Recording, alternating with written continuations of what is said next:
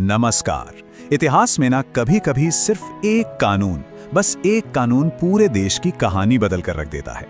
आज हम ऐसे ही एक बहुत अहम कानून की बात करने वाले हैं, 1909 का भारतीय परिषद अधिनियम।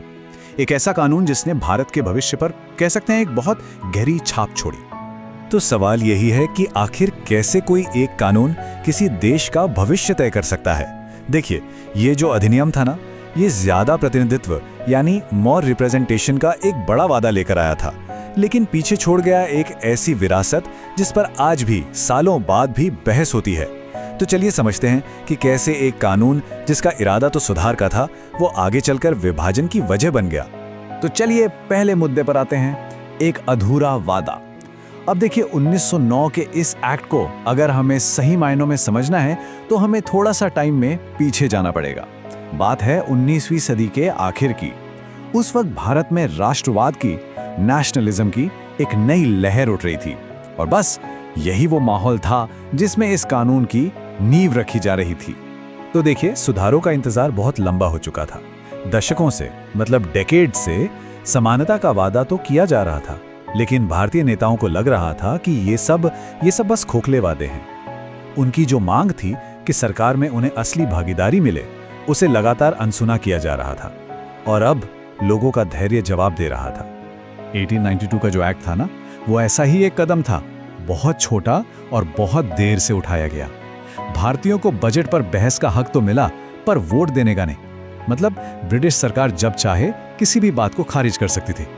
तो इन मामूली सी रियायतों ने सच पूछिए तो निराशा को और बढ़ा दिया।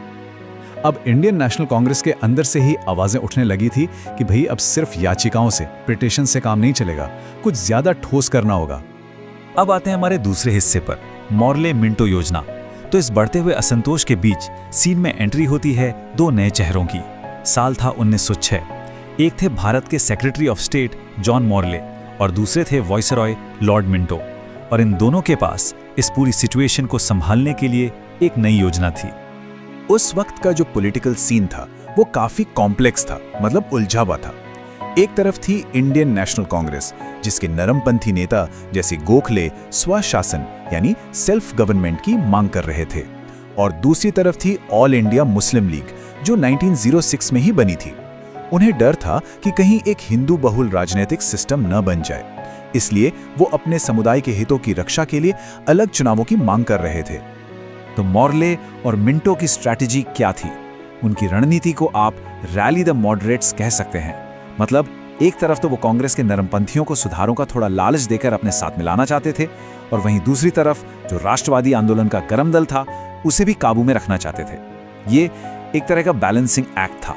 तो ठीक है, अब आते हैं तीसरे हिस्से पर। आखिर 1909 के इस एक्ट ने किया क्या? ये जो मॉर्ले मिंटो सुधार थे, ये जमीन पर क्या बदलाव लेकर आए? चलिए देखते हैं। देखिए, इस एक्ट ने भारतीयों के लिए कुछ नई शक्तियां जरूर दी, और कुछ चीजें तो पहली बार हो रही थी।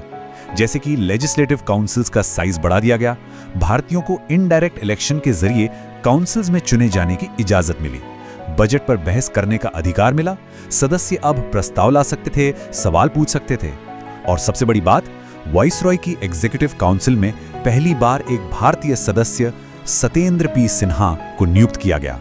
तो हाँ, ये भारतीय भागीदारी के लिए एक नया अध्याय तो था ही, लेकिन कहानी का दूसरा पहलू भी था। इन शक्तियों की अपनी सीमाएं थी। हर अधिकार के साथ एक लेकिन जुड़ा हुआ था।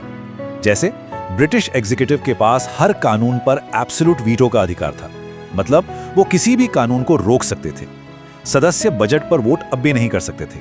विदेश नीति जैसे मामलों पर तो चर्चा भी मना थी। और जो सेंट्रल लेजिस्लेटिव काउंसिल थी, उसमें अभी भी ब्रिटिश अधिकारियों का ही बहुमत था। तो कुल मिलाकर शक्ति दी तो गई, पर उसकी लगाम वो कसकर अंग्रेजों के ही हाथ में थी। और अब आते हैं इस एक्ट के सबसे ज्यादा विवादास्पद हिस्से पर, एक ऐसा फीचर जिसने भारतीय राजनीति की दिशा ही मोड़ दी। हम बात कर रहे हैं पृथक निर्वाचक मंडल की, यानी सेपरेट इलेक्टोरेट्स की।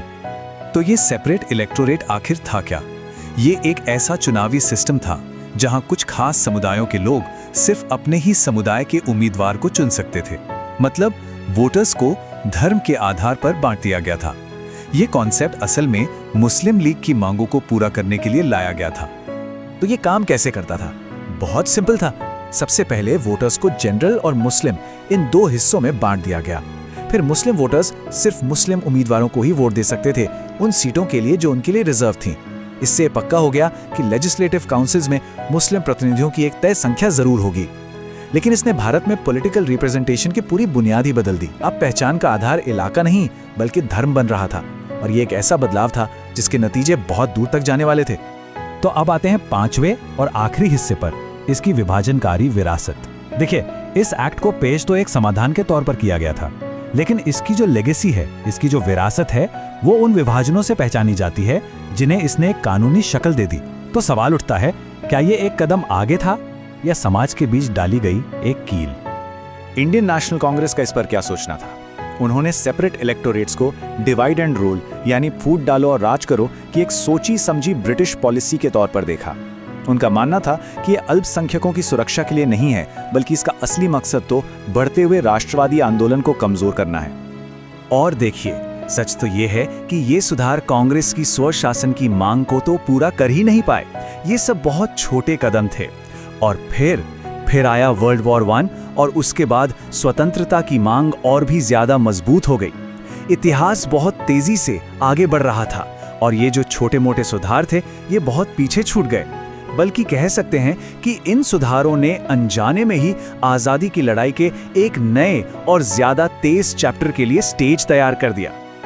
तो आखिर में सवाल यही बचता है, क्या ये मॉर्ले मिंटो सुधार प्रतिनिधित्व की तरफ एक जरूरी कदम थे, या फिर ये विभाजन की एक ऐसी रणनीति थी जिसने आने वाली पूरी सदी की राजनीति को एक नई शक्ल दे दी?